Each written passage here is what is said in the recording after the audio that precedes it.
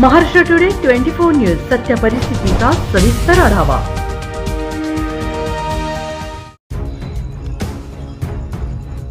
परभणी जिल्ह्यात अवैध वाहतूक करणाऱ्यावर कारवाई, 11 लाख रुपयाचा मुद्देमाल जप्त। पूर्णा परिसरात कानेगाव आणि जिंतूर तालुक्यातील तेलदर येथे वायूची चोरटी वाहतूक करणाऱ्यावर मंगळवारी दिनांक 6 रोजी कारवाई करण्यात आली। या कारवाईत 11,69,000चा मुद्देमाल जप्त करण्यात आला आहे।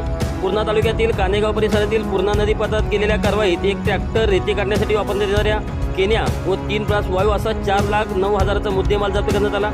या प्रकरणी पूर्णा परिसरात नारायण प्रकाश पारटकर, माऊली होळकर या दोघांवर गुन्हा नोंद करण्यात आला आहे। जिंतूर तालुक्यातील येलदरी बसस्थानक परिसरात केलेल्या कारवाईत एक टिप्पर, 2 ब्रास वायू असा 11,60,000चा मुद्देमाल जप्त करण्यात आला आहे। या प्रकरणी जिंतूर पोलीस ठाण्यात आरोपी रामेश्वर कुंडलिक घुगे व टिप्पर मालकावर गुन्हा नोंद करण्यात आला आहे। ही कारवाई पोलीस अधीक्षक रवींद्रसिंह परदेशी यांच्या मार्गदर्शनाखाली तागुशा, पोलीस निरीक्षक विकांत पाटील, पोलीस उपनिरीक्षक चंदनसिंह परिहार, अजित बिरादार, पोलीस अंमलदार रंगनाथ दुधाडे, सचिन बदरगे, हनुमान ढगे, सिद्धेश्वर चाटे, नामदेव डुबे, राम पौल यांच्या पथकाने केली। महाराष्ट्र टुडेसाठी ब्युरो रिपोर्ट, महबूब शेख, परभणी।